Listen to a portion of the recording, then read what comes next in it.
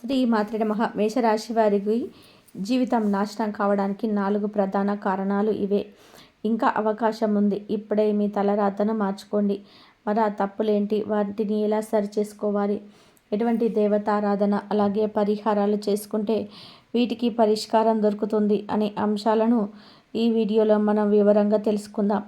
కానీ అంతకంటే ముందుగా మీరు కనుక మన ఛానల్ని ఇప్పటి వరకు సబ్స్క్రైబ్ చేసుకోకపోతే సబ్స్క్రైబ్ చేసుకొని పక్కనే ఉన్న బెల్ ఐకాన్ నొక్కి ఆల్ సెలెక్ట్ చేసుకుంటే మేము ఇలాంటి వీడియోస్ అప్లోడ్ చేయగానే ముందుగా మీకు నోటిఫికేషన్ అనేది వస్తుంది.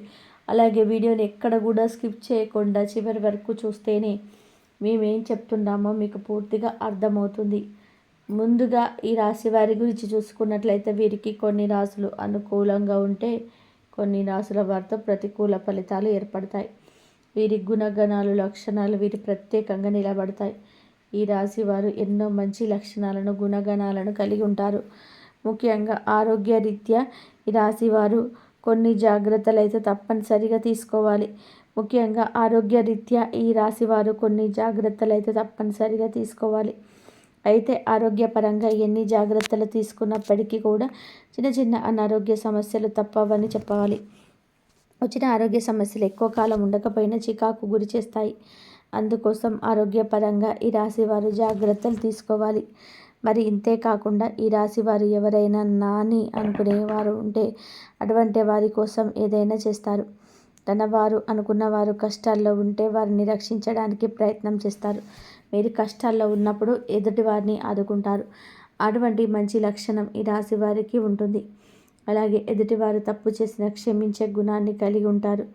ఇది ముఖ్యంగా ఈ రాశి వారికి ఎవరిని మోసం చేయడం అనేది ఇష్టం ఉండదు. అలాగే ఎవరితో అబద్ధాలు చెప్పడం కూడా ఇష్టం ఉండదు. కానీ వీరిని ఎవరైనా మోసం చేస్తే మాత్రం వారితో ఖచ్చితంగా స్నేహం అక్కడితో కట్ చేసుకుంటారు. వారిని జీవితాంతం దూరంగా ఉంచుతారు. ఈ రాశి వారు ఎవరైనా తన అనుకుని సొంత వారిగా భావించి మాట్లాడుతుంటారు.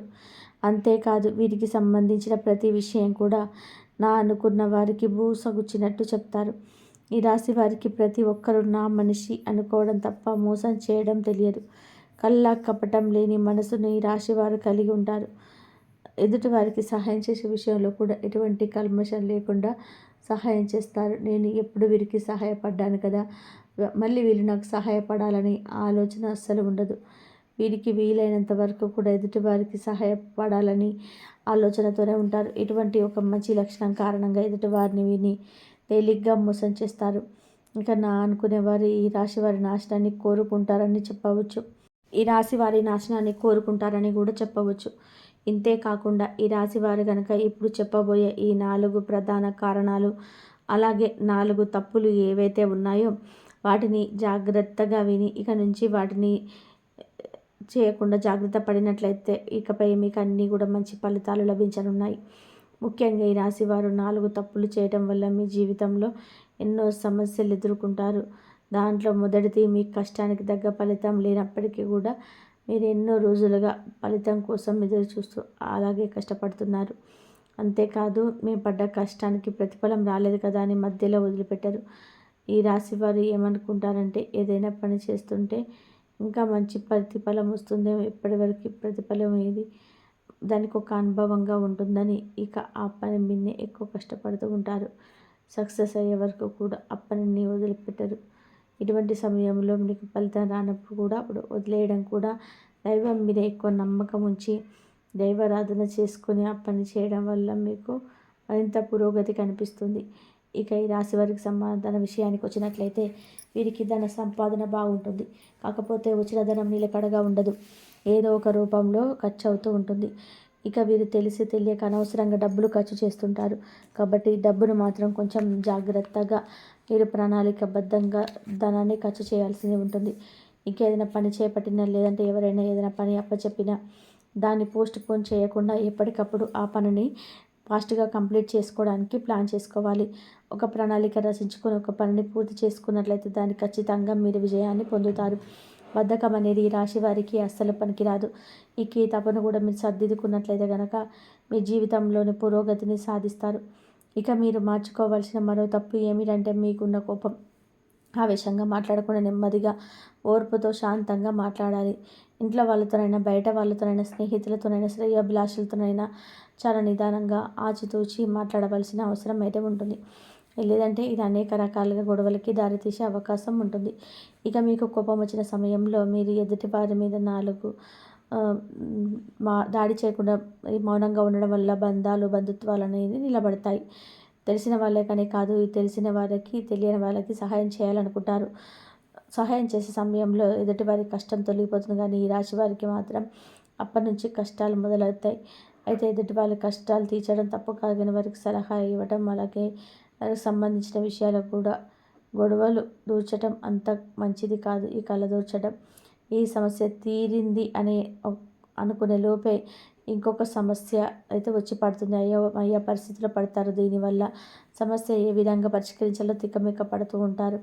ఇక ముఖ్యంగా మీ చుట్టూ ఉన్న వాళ్ళు, బంధువులు కావచ్చు, స్నేహితులు కావచ్చు, కుటుంబ సభ్యులు కావచ్చు, ఎవరైనా సరే అనుకునే వారితోటే మీకు ఆపద పొంచి ఉంది కనుక ఇటువంటి సమస్యలు నుంచి బయటపడడానికి మీరు ఎక్కువగా దైవారాధన చేసుకోవాలి. అందుకోసం మీరు ప్రతి ఒక్కరితో చాలా జాగ్రత్తగా ఉండాలి.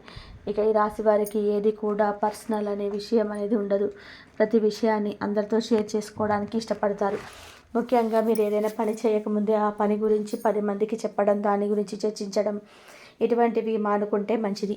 ఎందుకంటే మీ శత్రువుల పని జరగకుండా ఆపడానికి ప్రయత్నం చేస్తారు. ఏదైనా పని మొదలు పెడితే పూర్తి అయిపోయిన తర్వాత చెప్పండి, తప్పితే ముందుగానే ఆ పని గురించి ఎవరికి చెప్పకూడదు.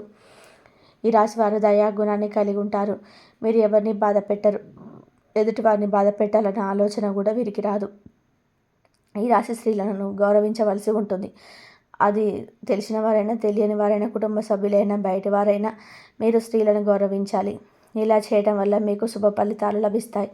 అంతేకాదు ఈ రాశి వారి జంతువులను కూడా చాలా ప్రేమగా చూసుకోవాలి. వాటికి హాని కలిగించకూడదు. ఇలా చేయడం కూడా శుభ ఫలితాలను పొందుతారు. ఇక ఈ రాశివారు మరిన్ని శుభ ఫలితాలను పొందడానికి పాటించవలసిన పరిహారాలు చూసుకున్నట్లయితే, సూర్యాస్తమైన తర్వాత పాలు, పసుపు, ఉప్పు, ఆవ నూనె, వెల్లుల్లిపాయ, ఉల్లిపాయ ఇలాంటివి ఎవరికి ఇవ్వకూడదు. అలాగే మీరు కూడా ఎవరిని అడిగి తీసుకోవద్దు. ఇలా చేయడం వల్ల మీ ఇంటి నుంచి లక్ష్మీదేవి వెళ్ళిపోతుంది. అలాగే అశుభ ఫలితాలను పొందడానికి ఎక్కువ అవకాశాలు ఉంటాయి. కాబట్టి ఈ విషయంలో జాగ్రత్త తీసుకోండి. నిద్ర లేచిన తర్వాత మీ అరచేతులు చూసుకొని దేవుడికి నమస్కరించుకొని మీకు వచ్చినటువంటి చిన్న చిన్న దేవుడికి సంబంధించిన శ్లోకాలు చదువుకోవడం వలన ఆ రోజంతా కూడా ఏ పని చేసినా ఎటువంటి ఆటంకాలు లేకుండా పూర్తవుతాయి. అంతేకాకుండా రోజంతా కూడా పాజిటివ్ ఎనర్జీతో ఉంటారు. ఇక ఈ రాజుతో బయటికి వెళ్ళేటప్పుడు కానీ, ఇంట్లోకి వచ్చేటప్పుడు కానీ, గుమ్మం పైన దేవుడి పటానికి నమస్కరించుకొని పనికి వెళ్ళడం కానీ, లేదా ఇంట్లోకి రావడం కానీ చేసినట్లయితే ఖచ్చితంగా వీరు చేసే పనులు విజయవంతంగా పూర్తి చేస్తారు. అన్నిట్లో విజయాన్ని సాధిస్తారు. జీవితంలో అభివృద్ధి చెందుతారు. ముక్కోటి దేవతలు కొలువైన ఆవుకి బంగాళదుంపలు తినిపించినట్లయితే కనుక ఆర్థిక సమస్యలు తొలగిపోతాయి. అలాగే సమయం దొరికినప్పుడల్లా కూడా ఇష్టదైవ నామస్మరణ చేస్తూ ఉండండి. ప్రతిరోజు గోమాతకి నమస్కరించుకోవడం అలవాటు చేసుకోండి. చూచారు కదండి, మేషరాశి వారి జీవితం నాశనం కావడానికి 4 ప్రధాన కారణాలు ఏంటి, వాటిని ఎలా సరి చేసుకోవాలి, అలాగే ఎటువంటి దేవతారాధన పరిహారాలు చేసుకుంటే మీకు ఈ పరిష్కారం దొరుకుతుందనే అంశాలను ఈ వీడియోలో మనం వివరంగా తెలుసుకున్నాం కదా. ఈ వీడియో మీకు నచ్చినట్లయితే లైక్ చేయండి. మీ ఫ్రెండ్స్ అండ్ ఫ్యామిలీ మెంబర్స్లో ఎవరైనా మేషరాశి వారు ఉన్నట్లయితే వారితో ఈ వీడియోని షేర్ చేసుకోవడం మర్చిపోకండి. అలాగే ఇప్పటి వరకు మన ఛానల్ని సబ్స్క్రైబ్ చేసుకోకపోతే సబ్స్క్రైబ్ చేసుకొని పక్కనే ఉన్న బెల్ ఐకాన్ నొక్కి ఆల్ సెలెక్ట్ చేసుకుంటే మేము ఇలాంటి వీడియోస్ అప్లోడ్ చేయగానే ముందుగా మీకు నోటిఫికేషన్ వస్తుంది. మరో చక్కటి వీడియోతో మళ్ళీ కలుద్దామండి. ఓం శ్రీ మాత్రే నమః. కాబట్టి ఈ రాశి వారు ఒక సమస్య తీరిందనుకునే లోపే మరొక సమస్య అయితే మొదలవుతుంది. దీనివల్ల కొన్నిసార్లు అయోమయ పరిస్థితుల్లో పడతారు. సమస్యలు ఏ విధంగా పరిష్కరించాలని తెలియక తికమక పడుతుంటారు. ఇక ముఖ్యంగా నీ చుట్టూ ఉన్నవారు, అది నీ బంధువులు కావచ్చు, స్నేహితులు కావచ్చు, కుటుంబ సభ్యులు కావచ్చు, ఎవరైనా సరే మీరున్నా అనుకునే వారితోటే మీకు ఆపద పొంచి ఉంది కనుక ఇటువంటి సమస్య నుంచి బయటపడడానికి మీరు ఎక్కువగా దైవారాధన చేసుకోవాలి.